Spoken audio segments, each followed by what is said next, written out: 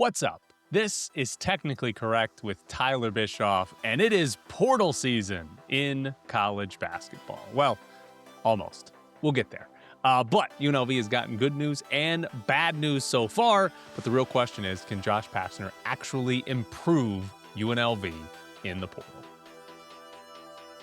The transfer portal is not officially open, but we already know Tyron Jones is coming back, and we know Dre Gibbs-Lawhorn is going to enter the portal. Here we go. Let's start with the good news. Tyron Jones is coming back to UNLV. He announced that on Instagram last week, and that is a huge win for UNLV. Said it at the show that I did after they lost in the NIT. There were two big things before the transfer portal got opened or before we talked about who UNLV could add or would add and what the roster looks like. Two big names to watch. It was Dre Gibbs-Lawhorn and Tyron Jones. And they got one of them to stay in Tyron Jones. That is huge for UNLV. Tyron Jones was very good last year. He helped UNLV both offensively and defensively, right? Like that's, I think, one of the bigger keys here is that as a freshman, Tyron Jones was a positive on the defensive end of the floor, right? Is he necessarily this great one-on-one or lockdown defender? No, but Tyron Jones is athletic enough that he can make up for some faults, whether those are his own faults or his own teammates' faults. He can make up for them with his shot blocking, with his ability to deflect passes because of how long and athletic he is. And we saw quite a few times some great offensive games. He can get to the rim, right? He's a great transition player, and he can get to the rim. Can get to the free throw line a lot, too. Needs to make some more, but can get to the free throw line a lot. Tyron Jones is the type of player you want back, not just for the sake of continuity, right? Josh Pastner talked during the season about not having continuity from last year and how important that continuity is. You could bring back bad players every year, and maybe you'll get a little bit better as a team, but you don't really want bad players. Tyron Jones is the player you do want back, not just because you want to retain some of your current roster, but because he's actually good and could be a lot better, right? So I think that's one of the keys is what does Tyron Jones look like next season? He was the third best player on this team, right? Is he the third best player on next year's team? That's probably a good sign if he is the third best player on next year's team, because that'll mean Pastner should have gotten two good players out of the transfer portal, which is probably the minimum if we're going to talk about the NCAA tournament. But how much better does he get? Because we didn't see him shoot. He took a couple of threes on the year, but we didn't see him shoot. His free throw percentage was horrible.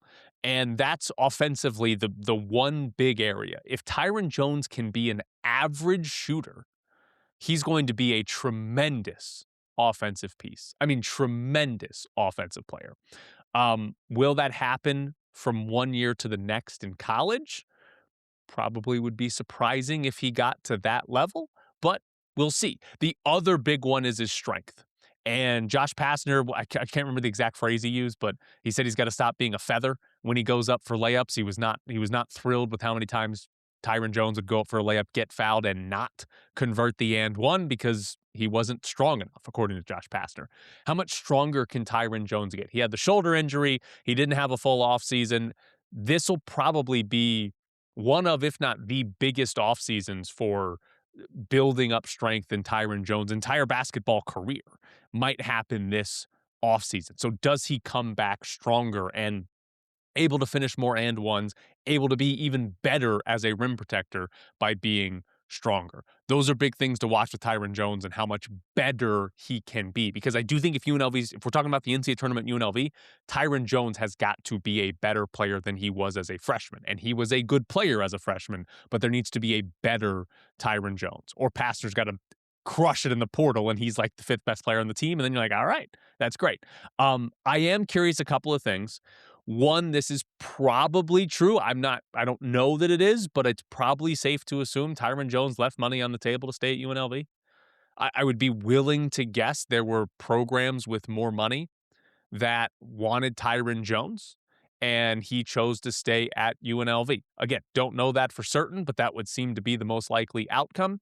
I'm also curious, did Josh Pastner promise any playing time? How exactly does Josh Pastner approach those types of conversations? Because like I said on the end of season show, one of the big reasons why Tyron Jones might stay at UNLV, even for less money, is the playing time. And at UNLV, next year, he can almost certainly be guaranteed 30 minutes a night. Whereas if he were to transfer to a middle of the road or better power conference program, there's a legitimate chance you go somewhere and you're at the end of the rotation or out of the rotation because that team has a lot of Tyron Jones level players. And if you don't work out, if something doesn't fit right, all of a sudden you're not getting very many minutes. And for Tyron Jones, who could absolutely end up in the NBA given his skill set and athleticism, playing time is very, very important. So I wonder how Pastner either promised that or leveraged that.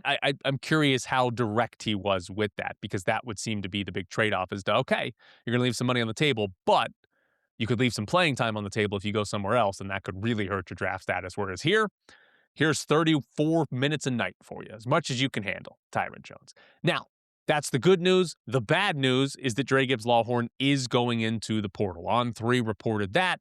I know there was that glimmer of hope that Dre Gibbs-Lawhorn was coming back. Right after Tyron Jones announced he was coming back, Dre Gibbs-Lawhorn posted a highlight video on Instagram, and people were like, uh-oh, 2 in 1 day. This is going to be great. But it wasn't anything about transfer status. He was just happy about the plays that he made. And I think it was 2 days later, he was in the transfer portal, or at least it was reported he's going to be in the transfer portal because nobody's in the transfer portal yet because it's not open. I do think it would have been hopeless optimism to think Dre Gibbs-Lawhorn would not enter the portal. And it's maybe a little bit better than hopeless optimism that he comes back. It is possible. You can go in the portal and come back. So the idea that Dre Gibbs-Lawhorn could not play for UNLV next year, it could happen, but it's probably hopeless optimism there as well. This is a guy who was tied for 20th in the country in points per game. In the entire country, Dre Gibbs-Lawhorn was tied for 20th. That is incredible work that a bigger school with more money is going to try to take, right? And probably succeed in doing so by paying him more money. And again, the big thing with Dre Gibbs-Lawhorn and the big difference between him and Tyron Jones, for example, is that Dre Gibbs-Lawhorn probably doesn't have an NBA future. Dre Gibbs-Lawhorn's professional career, the ceiling on it is pretty low. There is a real chance that this upcoming, or I should say the next college basketball season, Dre Gibbs-Lawhorn is going to make more money next season than he will at any season in his life playing basketball. That is a legitimate possibility because he doesn't have the pro potential that a Tyron Jones does. So if I were Dre Gibbs-Lawhorn, I am going to whichever program offers me the most money. Like that is as simple as it gets for me. Who is willing to offer me the most money in the transfer portal? That's where I'm going because this is the year to cash in. Again, he was just tied for 20th in the country in scoring. He's got 1 year left of eligibility. You can sue the NCAA and maybe get 5, 6, or 7. So maybe more. But he's got 1 year left of eligibility. This should be about maximizing the dollar amount because after this eligibility runs out, he's probably not making a whole bunch of money playing professional basketball. He's good enough to play professionally. It just might be in Europe somewhere in a league that doesn't pay nearly as much money as NBA contracts do, or college basketball revenue sharing could. So that's why I think Dre Gibbs-Lawhorn obviously was going into the portal, should go into the portal, and should be leaving UNLV because somewhere else is going to have more money to offer him. Whereas, again, with Tyron Jones, playing time is probably more important because he could end up in the NBA signing a big contract at some point in the future. Now, for UNLV and looking ahead to next season, this is the big question, I think. Can UNLV find a player that is better than Dre Gibbs-Lawhorn? If you've listened to me for years, thank you.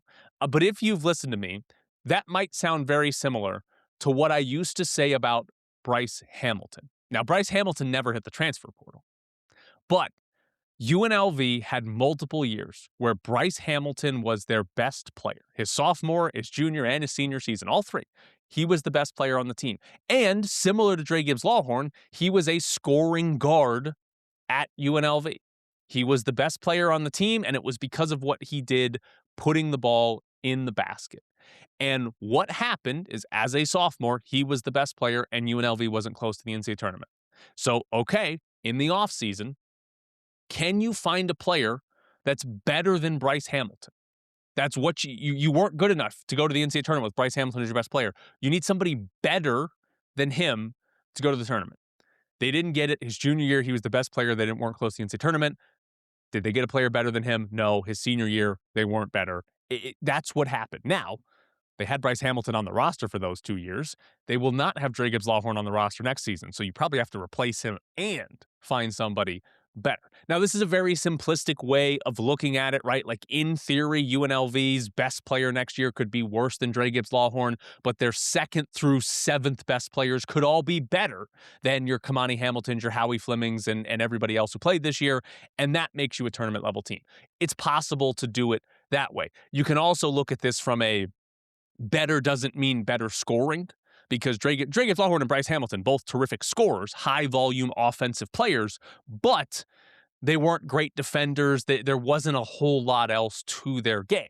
Scoring's the most important thing, so it's good, but you could, in theory, have your best player next year only average 11 points, but it's a point guard who also gets you 7.5 assists, or it's a small forward who is your best defender and guards the other team's best player every single night.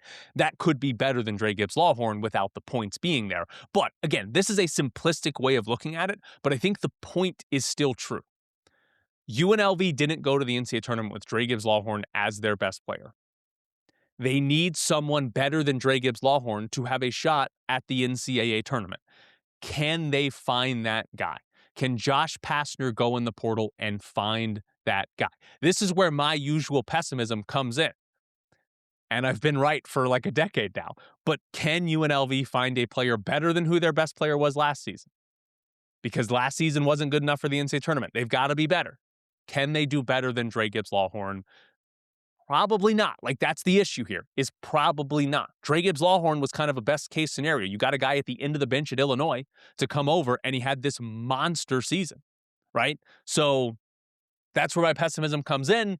Maybe they can find a different type of player that is better defensively and as a passer or a rebounder or whatever, and that's the way they find a player better than Dre Gibbs-Lawhorn. But can they do that? That'll be the key to this team being an NCAA tournament level team next year, is going and getting a player better than Dre Gibbs-Lawhorn, plus probably another player better than Tyron Jones to make sort of a big three, and a little bit of depth that was better than what they had this season. That's the other part that kind of killed them. The injuries hurt, but like when we're talking about Jacob Benarby playing big minutes, when we're talking about Isaac Williamson, like after Howie Fleming, they didn't really have guys that you're like, yeah, an NCAA tournament level team would be playing those guys 10, 15, 20, 25 minutes a night. So they'll need the depth as well. But at the top end, where do they get that good of a player? Now, one last bit on portal news for UNLV.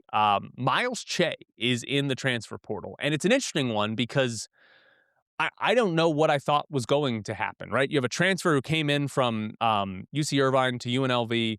Is that the right UC school? I'm not looking it up. I think it's UC Irvine to UNLV. There's too many of those UC schools. And then doesn't play because of injury.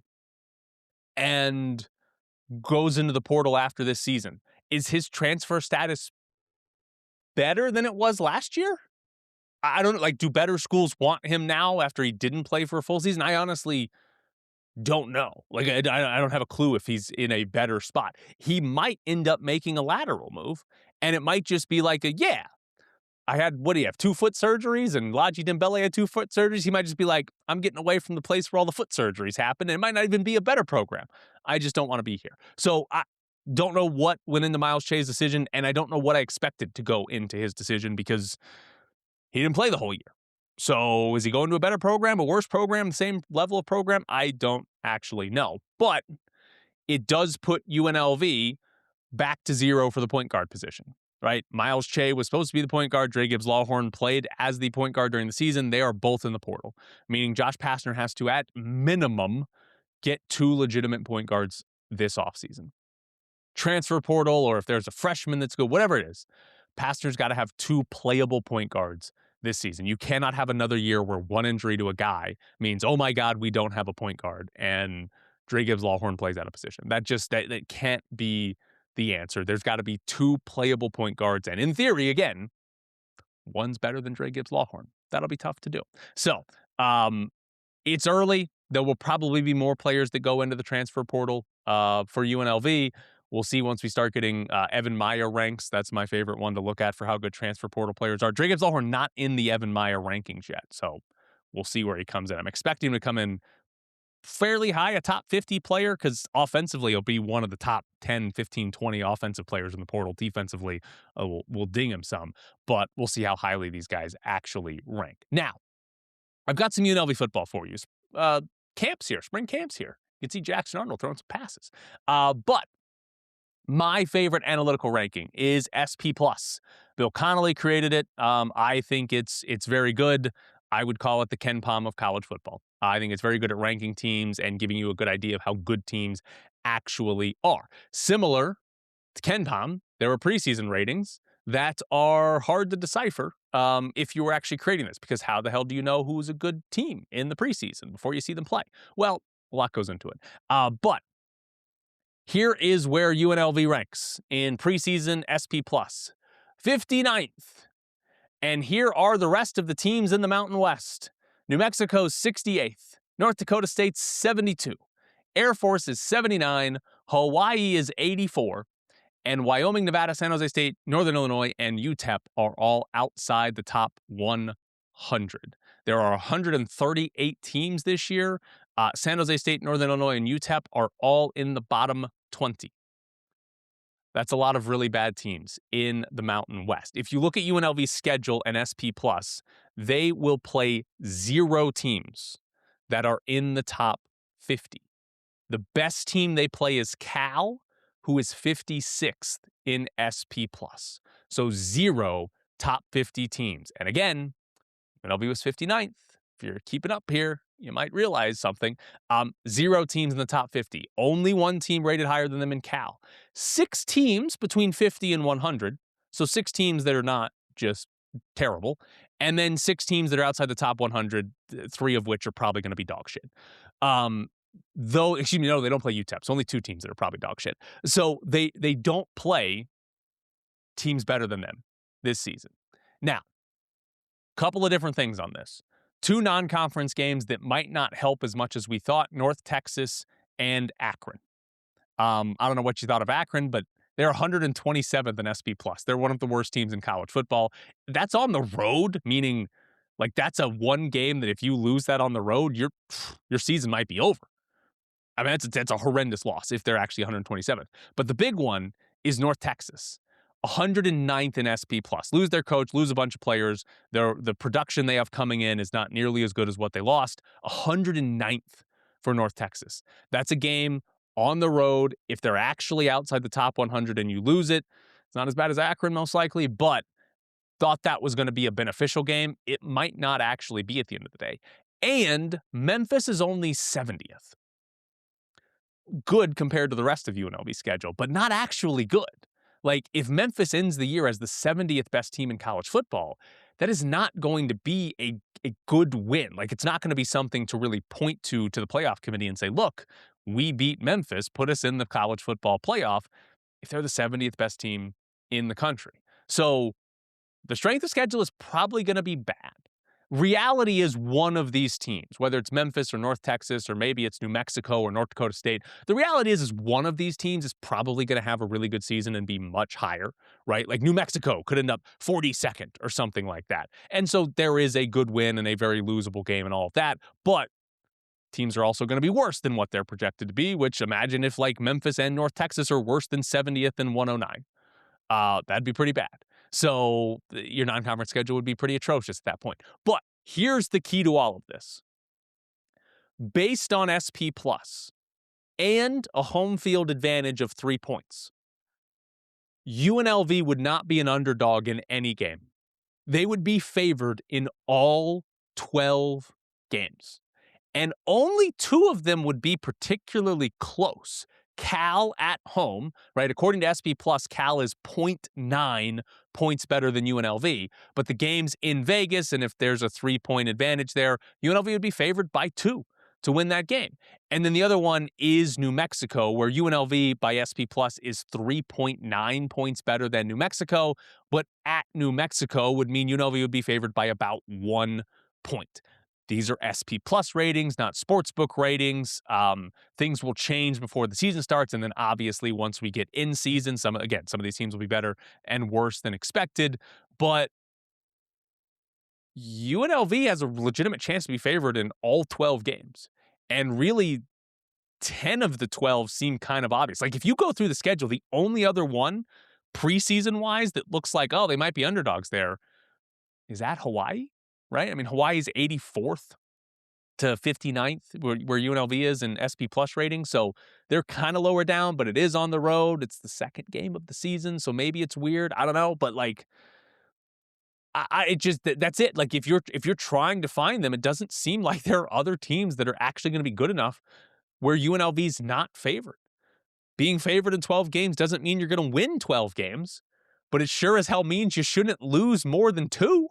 Like if they genuinely are going to be favored in every game, losing more than 2 might be a bit of a disaster. One last thing on these ratings. The Pac-12 also sucks. Now, big difference here. The Pac-12 does not have the teams at the very bottom. San Jose State, Northern Illinois, UTEP are all outside the top 120. The Pac-12 does not have a single team that's outside the top 100. Their worst team by SP Plus is Colorado State at 99. But they only have one team better than UNLV, and that's Boise State at 39. The second best team by SP Plus in the Pac-12 next year is San Diego State at 71. So the average Pac-12 team by SP Plus is ranked 81st. The Mountain West is 96. Both of those are bad. But like the Pac-12 does not have a second team. Like by this, Boise State's going to be good next year. And then they don't have a like legitimately solid second team, which the Mountain West, you could say, doesn't have a legitimately solid first team. But the Pac-12 sucks. Like that's not, if that's how that plays out, where Boise State's 39th and nobody else is in the top 70, that's a crappy conference. Sure, you don't have UTEP, who might be one of the 5 worst teams in the country. Sure, you don't have San Jose State, who's apparently going to be dreadful this year. But you also don't have good teams. There's a chance Boise State at the end of the year doesn't have, conference-wise, doesn't have a single notable opponent. That would be pretty brutal for the Pac-12, right? So the point the bigger point here, if you're kind of piecing all this together, Memphis and North Texas, not as good as last year. UNLV's schedule, horrendous.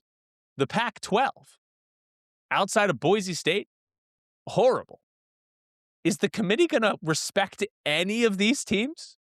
Like you are going to have to win a big non-conference games. And for UNLV, they like Cal is as good as it gets. There's a chance they beat Cal, and then Cal's like, oh, that's just a crappy ACC school. We don't care about them. So like you might have to win that game, or your Oregon or whoever these teams are scheduled to play. The other way to make the metrics look really good, the committee might not care about this as much, but to make the metrics look really good is just beat the hell out of everybody. Can you beat all of these teams by 30 points? Right? Beating New Mexico or Cal by 30 is going to be hard, but like, can you win those games by 14 and beat Nevada by 30 and beat the crappier teams on your schedule by 30?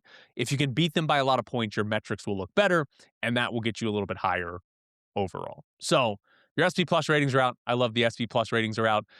Very good for UNLV's win total if those rankings hold true. Very bad for UNLV's strength of schedule. And how important each of those things are at the end of the year, we'll see, right? If you're 13-0, you're probably in the playoff. If you're 12-1, you're probably in the playoff. But if you're 10-2 or 10-3 or 11-2, now the door's open for your strength of schedule to actually matter.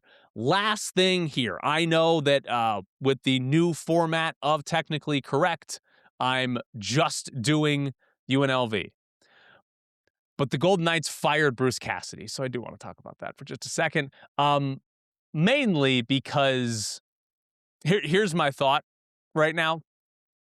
Is it possible that the front office of George McPhee and Kelly McCrimmon, who have been sort of the GM / whatever George McPhee's title is now, is it possible that a team that for 9 years has 8 playoff appearances and won a Stanley Cup and did so as an expansion franchise and has, I think only the Lightning have more playoff wins since the Golden Knights entered the league, is it possible they're bad at their jobs? Because I think my theory right now is that they're not necessarily good as a front office, but they just like to make moves. They just like to do things. They just don't want to do nothing. And Kelly McCrimmon, even when he talked to the media, he said, like, the easy thing is to do nothing, but he's like, we don't do that or whatever. Basically, like, yeah, just sitting on your hands. We don't ever want to do that. So part of me thinks, like, all right, they just like to be active as general managers. Doesn't necessarily mean everything they do is good or most of the things they do are good. They just want to be active as GMs. And when Jack Eichel and Mark Stone are available and you're just overactive, it's great. But when you suddenly are like, we have to make a move, and it's Tomas Hertl, which hasn't worked out very well. It's Noah Hannafin, which hasn't worked out very well. It's Rasmus Anderson, which hasn't worked out very well. It's Carter Hart. When all of a sudden it's just like, we just have to do things to do them, maybe they actually aren't that good at this, and they're just overactive, and it just lined up nicely that Mark Stone and Jack Eichel came available at a very similar time. And Pietrangelo, he deserves credit as well. He was very good for this organization for a few years, right? Like, maybe they're not actually good at this. Like, they're good at the whole detail-oriented, how do we find cap space and all of that stuff. But, like, the talent identification and the player acquisition, maybe they're not actually good at that. They just got lucky because Eichel and Stone were available in a similar time frame. And now that those types of players, well, Hughes was available, they kind of screwed that one up. But now that those players that are that good haven't been as available for them, they're like, oh, it's Rasmus Anderson time. And it's like, oh, that guy's not good. Yeah, he's not that good. It's Mitch Marner time. And it's like, oh, yeah, Marner's a very good player. Marner doesn't really fit what the Golden Knights needed. So maybe they're not actually that good. We'll see. We'll see if this works out. But firing Bruce Cassidy for John Tortorella does not seem like an upgrade. It does not at all seem. And by the way, my favorite part of this is that John Tortorella signed what do we even call it? An 8-game plus contract. He did not get a contract that he's the coach next year. His contract is for the 8 games to in this regular season that he's going to coach, and then however far they go in the playoffs, assuming they make the playoffs, however far they go in the playoffs, and that's it. So there's a real chance that John Tortorella is not the coach of this team next season. Like, if they win the Stanley Cup, yeah. If they miss the playoffs or lose in the first round, John Tortorella is probably not the coach next season, which means the Golden Knights got worse next year. Right? Like, I mean, if you were going, like, all the Kelly McCrimmon stuff was about they lost the energy, they need more juice, like, they need it from the coach, apparently. So, okay, maybe for an 8-game sample size and a playoff push, you need a different voice. But is anybody in the league, is anybody in the NHL, would they go into a full season, would they go into an offseason and a full season saying we have a better chance to win the Stanley Cup with John Tortorella versus Bruce Cassidy? I don't think that's true. And who's the Golden Knights going to hire next if it's not Tortorella for next year? Probably not somebody as good as Bruce Cassidy. I think this move already made them worse for next season, and they did it to try to do what? Take a team that loses way more than it wins and have them win the Stanley Cup? I think it's I don't think they realize who they are. I've said this a lot about the Raiders. The Raiders didn't realize how bad they were for years and years and years. They would not go through a rebuild because they refused to admit they were just bad. And they finally tanked on accident, and now they got Fernando Mendoza. I don't think the Golden Knights realize who they are right now. They are not a Stanley Cup contender. You should not be firing Bruce Cassidy to try to make one last final push for this team to win the Stanley Cup with John Tortorella. I think that's just a misread on how good or bad this team actually is this season. So that's all I have to say. Obviously, McCrimmon and McPhee have done a great job, and they won a Stanley Cup. You can't take that away from them. Expansion franchise, the Stanley Cup in the 6th year. It's a tremendous accomplishment, but maybe they actually were just more lucky than good along the way, because they seem to be the guy in your fantasy league that just offers trades to offer trades. And hey, does this make either team better? Does this make sense for either team? I don't know, but I'm just offering trades because I think I need to be doing something. That's my job, is to do something. Not necessarily to make the team better, but my job is to just do something.